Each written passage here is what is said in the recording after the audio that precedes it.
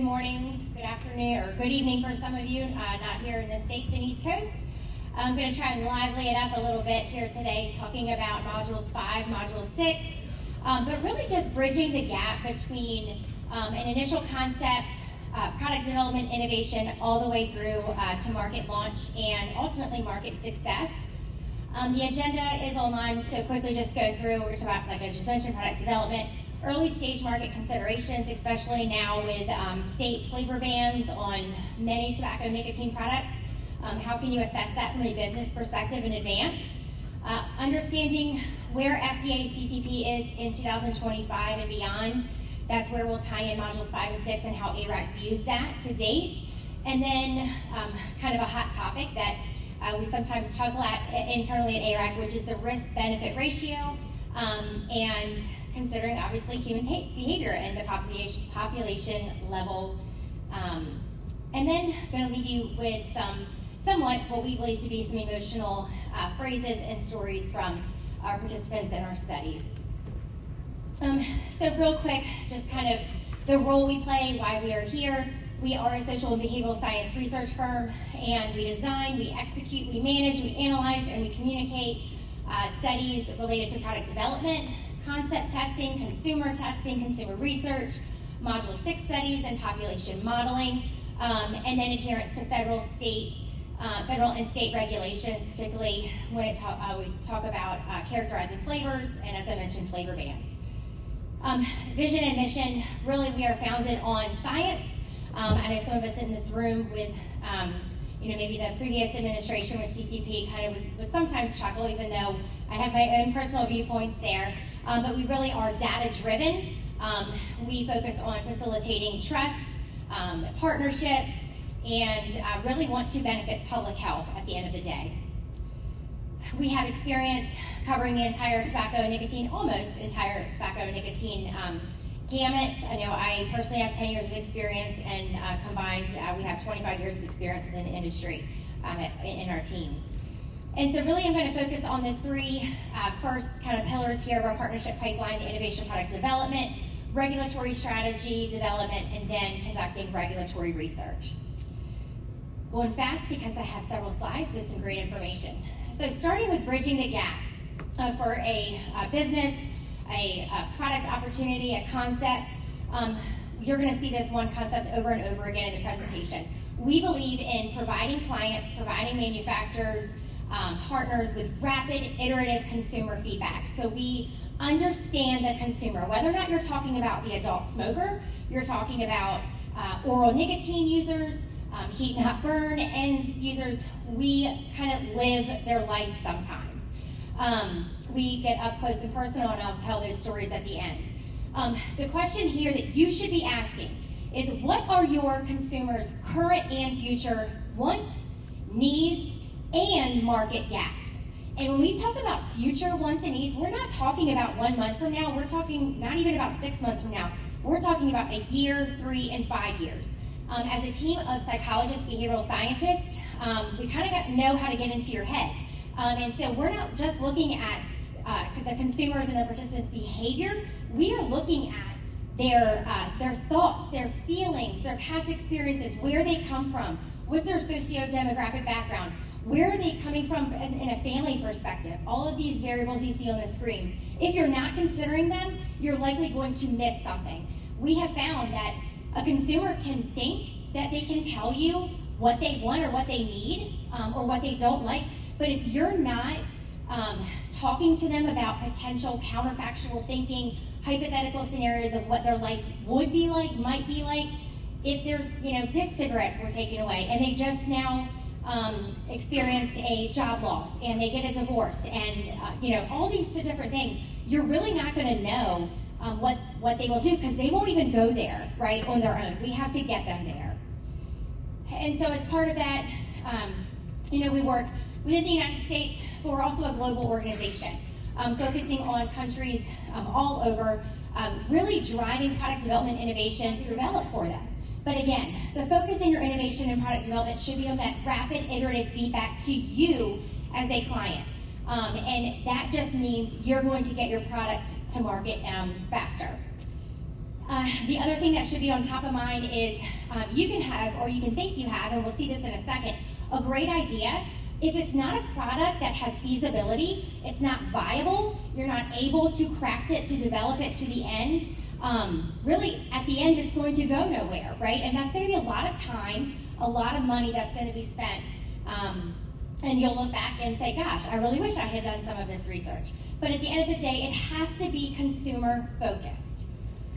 And so I could spend an entire presentation on the stages and the methods that we use in the product development innovation pipeline.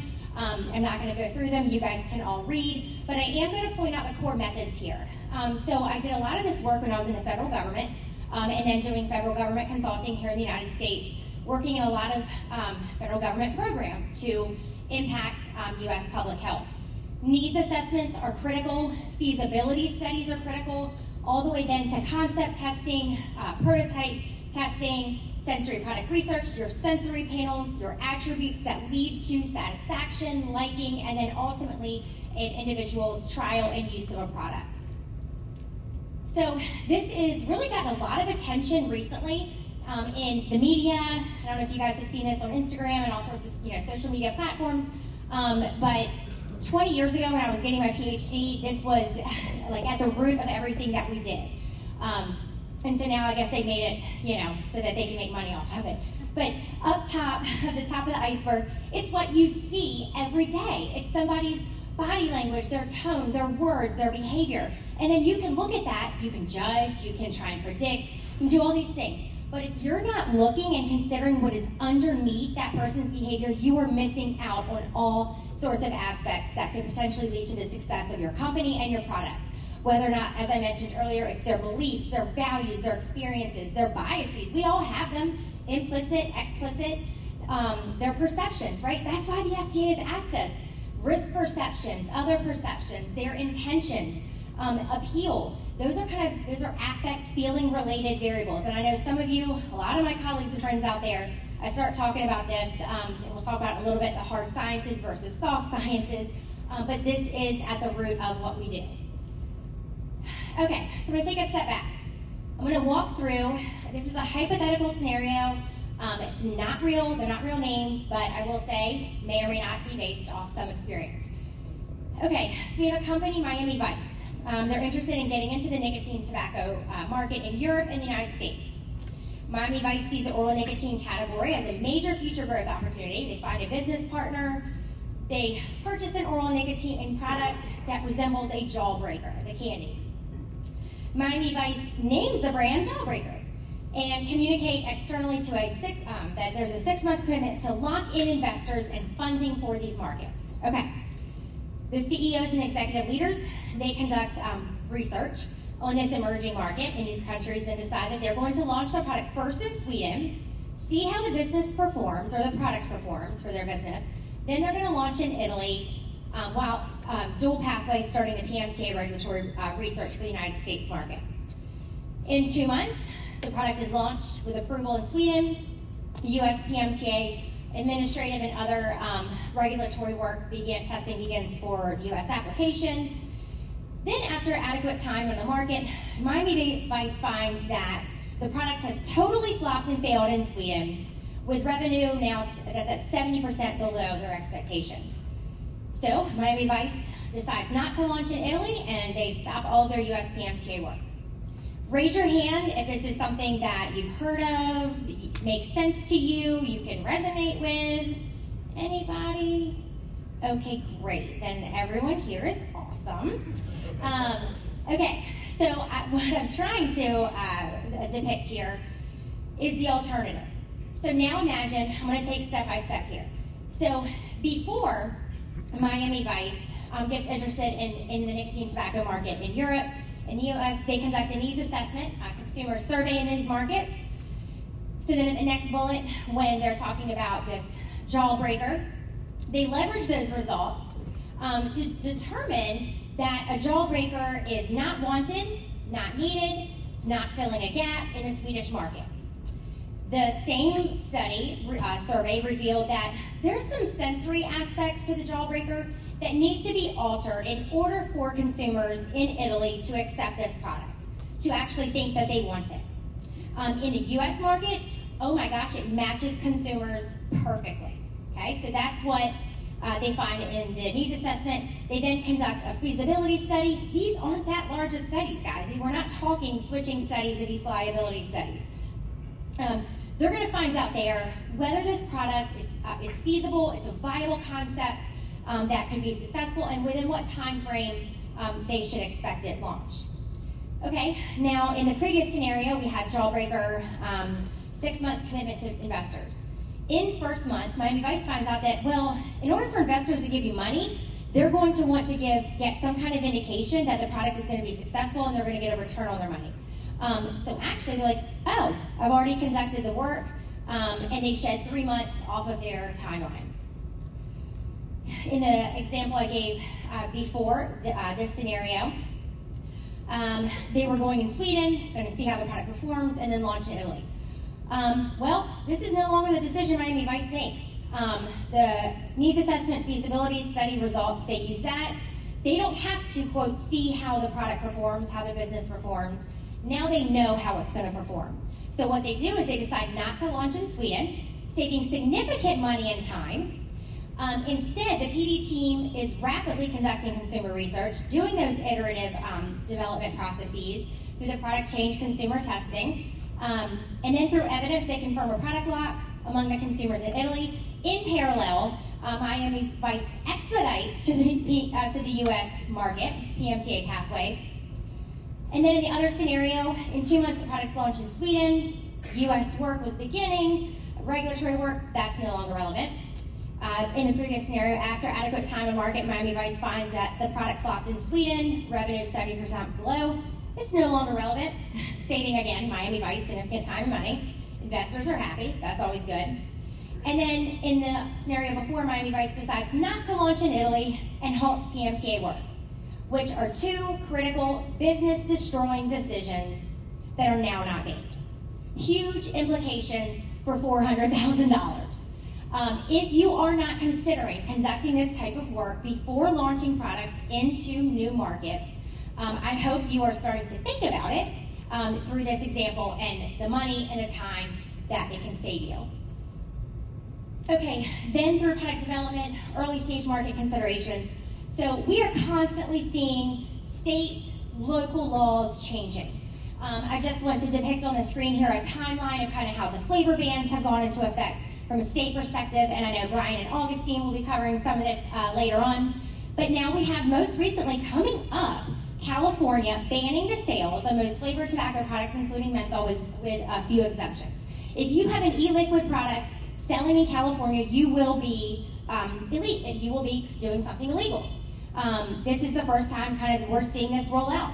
And if you don't have research that's telling the regulator, the California state, that your code 153 is not a characterizing flavor, you are now functioning under an illegal market. And it is now going to have major, major ramifications. It's not just a slap on the wrist, oh, do better next time. It's going to be huge consequences. That's the kind of work that we do to set companies up for early market, late market, but also just federal and state laws that change and making sure that you are staying within the legal realms. Okay, getting there. All right, so now looking at this year and beyond. What a year it's been, and it's only June. And we look at what all has happened. So we have RIF, right? FDA, CTP. I know from us, we have a great relationship with FDA. We are independent, third party. They view us as that, and super excited and honestly proud that our scientists and their scientists can collaborate. I don't think the core scientists that are reviewing applications in OS has really changed. Which should tell you something. Yeah, so they came off and they said, yeah, you've been here a year, 2 years, they've been let go. That means the core that are there have been functioning under the previous administration, the previous regime, and the way that they were viewing applications. So when there was all this, swirl about a fundamental shift, a fundamental change, I'm not saying one way or the other, our opinions, but the main thing is the scientists that have been there for 10 years are still there, right? So that should kind of give an indication, psychologically, what they might be thinking when they're reviewing your applications. We also saw the unanimous SCOTUS ruling. I was shocked, could not believe it. I know others probably agree to that sentiment.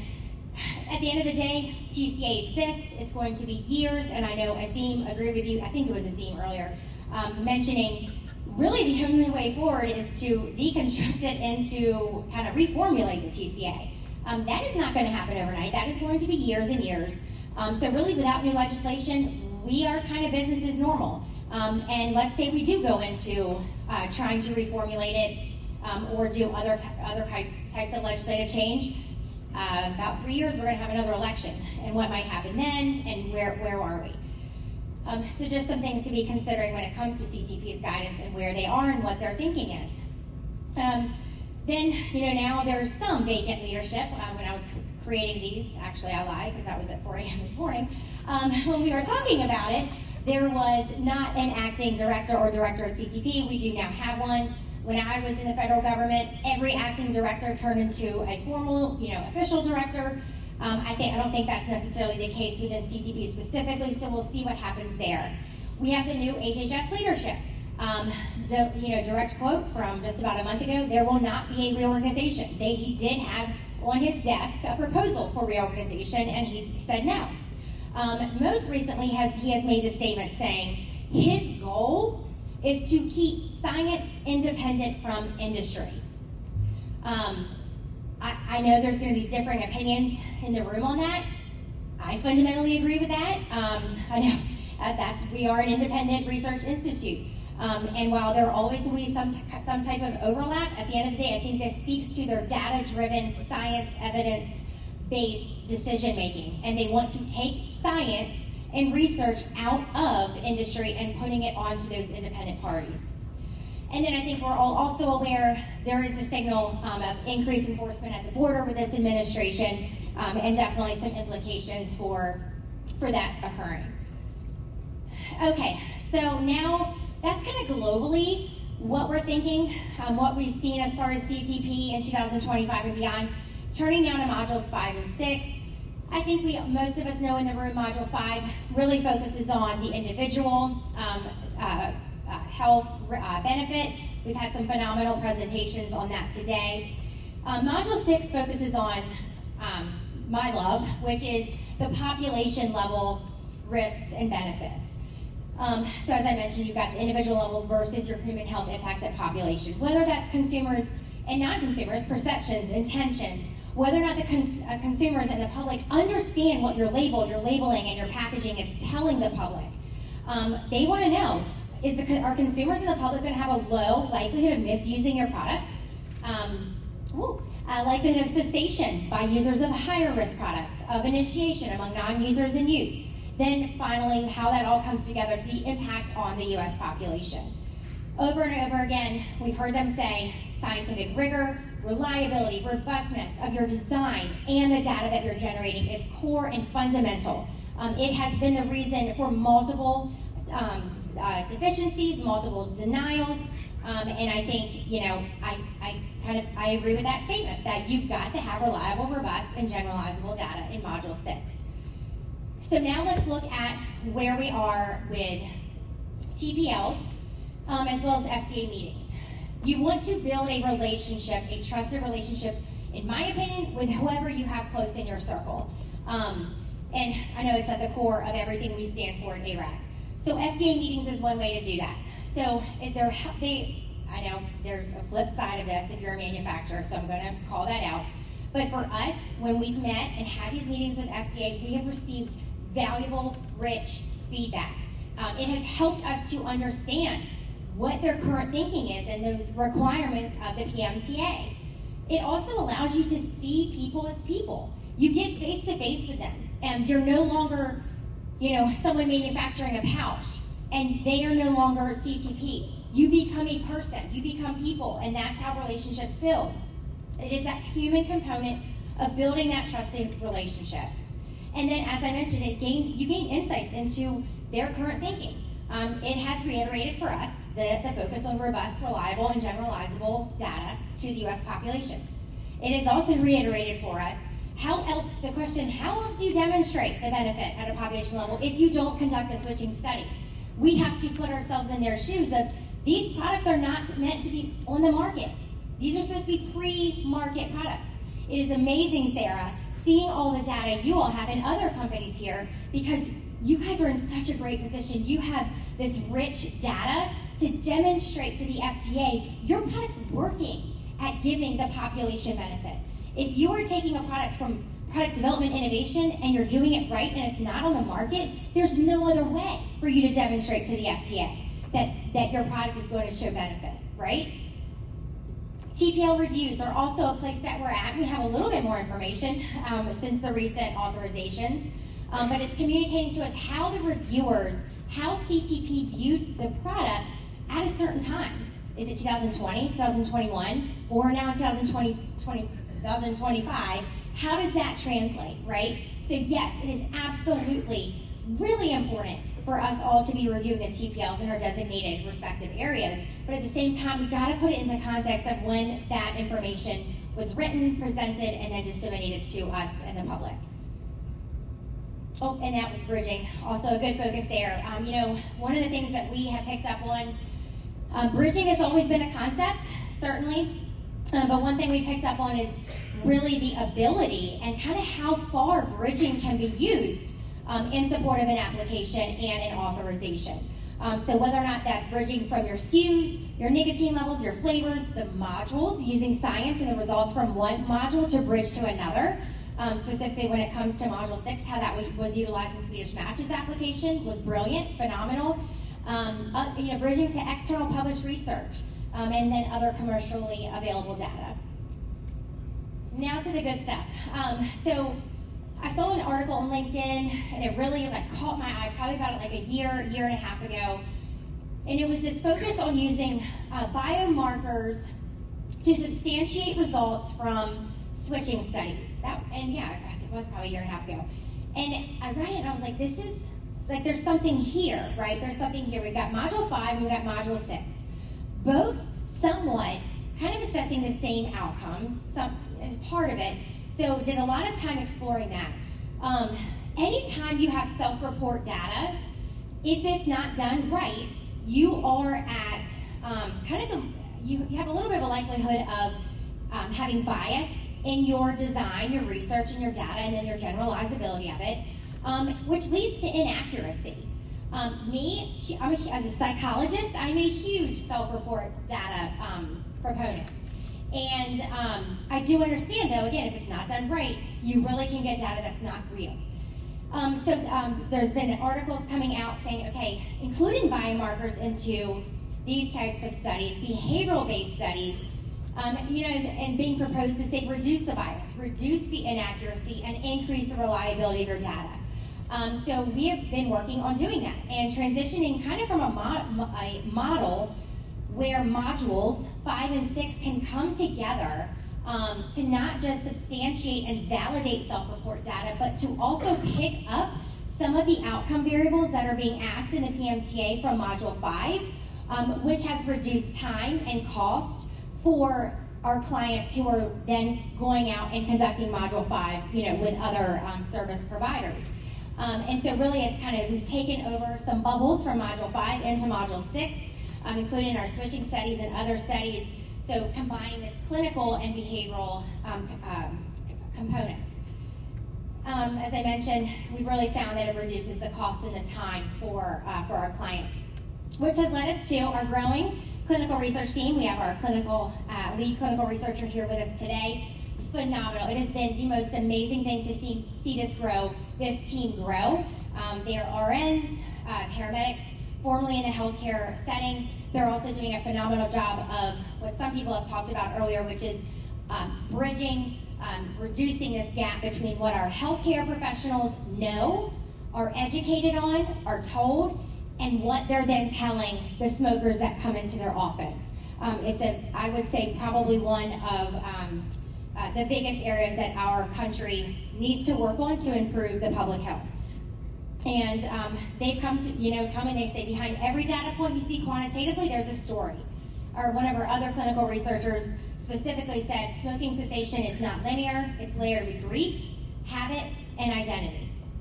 And that's, I think Liz would say, is a true story. All right, so leading to the risk-benefit ratio. So how do you, and if you can cue the QR code back there, how do you quickly, I don't want too much time spent, how do you define the risk of a candidate tobacco nicotine product? What is risk? How is that defined to you as an individual? If you can scan that QR code and type some things in there. One participant typing. Great. Great participation rate there. Willie, I don't see you typing.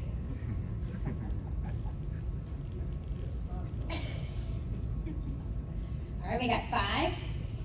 We got 5 minutes, so we got plenty of time. The secondhand smoke causes disease.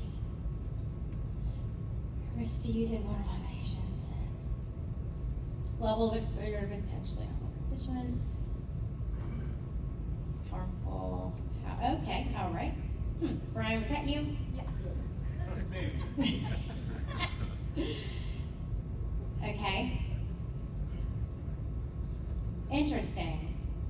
I'm actually shocked because there's more, there are more items about where I was going to go with this, which is the population, legal challenges from state and local governments. Interesting. Increase in non-user use. So there's, yeah, okay. Disease. Keep typing because we will share the results later, but if I can get back to the slides, please, or I might already be there. Use by unintended consumers. Disease 4, 3 harm. And can I get back to this slide, please? Thank you, Alfred. Oops. Okay. I love this quote, and as a behavioral social psychologist, I think it's very true. Psychology, as the behaviorist views it, is a purely objective, experimental branch of natural science which needs introspection as little as do the sciences of chemistry and physics. I love this because I have many best friends in the room who are considered hard scientists. Hard scientific risk comes, this is what I'm told, with standards, with guidance, with extensive previous experience. It is black and white, it is 0-1, it is dichotomous, it is or it isn't. Whether or not that's ingredients, do you have the ingredient in it or not? The comparison to higher risk products. And so a lot of conversations revolve around, I'm so frustrated, why do I have to talk about, population level, module 6, this product is less risky than combustible cigarettes. Okay, but that's in the hard scientific, area. That's in those hard modules.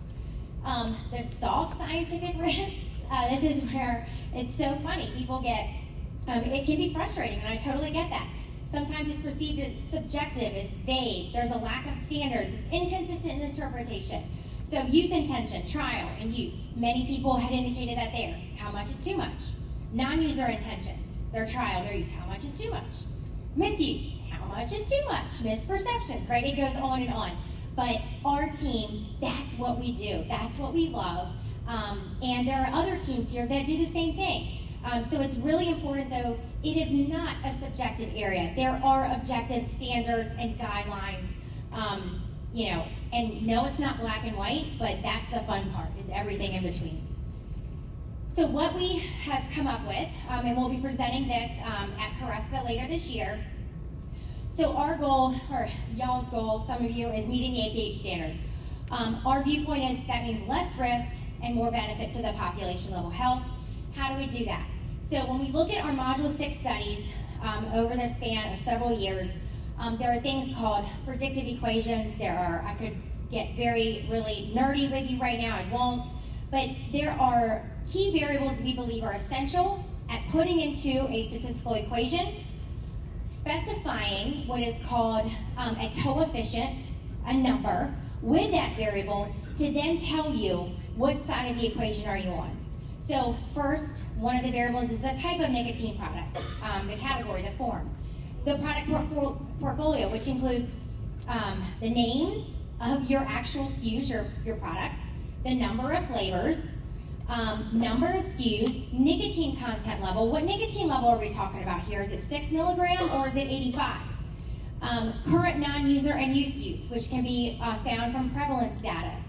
Not our studies, but other data and secondary analyses. Predicted future non-user and youth use, using modeling of previous categories, trajectories with country, state, segment-specific analysis. The likelihood that a consumer is going to misuse your product. Consumers of higher risk, some of this sounds very familiar because it's in the guidance, but there's a way to bring these and bring these variables all together, identify, establish, assign a regression coefficient, a weight to that variable, to then tell, using your own candidate product specific data to give you an assessment of ABPH at the end. And then I will end you, and then I will end with a few, end you, that's great, phrases. One of the, I don't ever want to stop doing what we do, and one of the reasons is because we go firsthand with the people that a lot of us here are trying to save. Whether or not you're here because you have a business objective, you want to make money, understood, great. Some of us here are wanting to save lives. Some of us here are public health scientists and experts. But hopefully this will speak to all of you. Pulling out a few here, I've wanted to stop smoking for years so I can be alive for my grandchildren. No one has told me how to stop. This was one where, it was him or her waking up and not having throat burning or hurting in the morning. That was an indicator of this product working. I thought that vaping was worse than smoking. That's what my doctor told me. This brings the psychological thing, that brings in our component. It is critical. My doctor told me last year I need to stop smoking. I didn't even know where to start. In this one product, it's already helped me. I used to smoke 6 to 10 cigarettes a day now, and I might smoke 2 in a week. It did help me quit smoking. I actually successfully quit smoking using these products. Getting an oral fixation, I think Sunny, and you guys talked about that just most recently. If nicotine's so bad for me, what's the difference between smoking cigarettes and using a vape? Okay, so it's nicotine now that's causing it, speaking to the misperceptions. And then I was doing really well in the vape, and my stress levels skyrocketed, and I smoked more than usual. And so then this goes back to what I spoke to earlier, which is one thing can happen in an individual's life, and they're right back. And so accounting for these variables in your upfront research, but also in your regulatory scientific studies can better explain what's happening with your sample and your participants. And with that, I want to thank you, and I'm not sure if we have questions, but please feel free to meet with some of our team members here. No questions.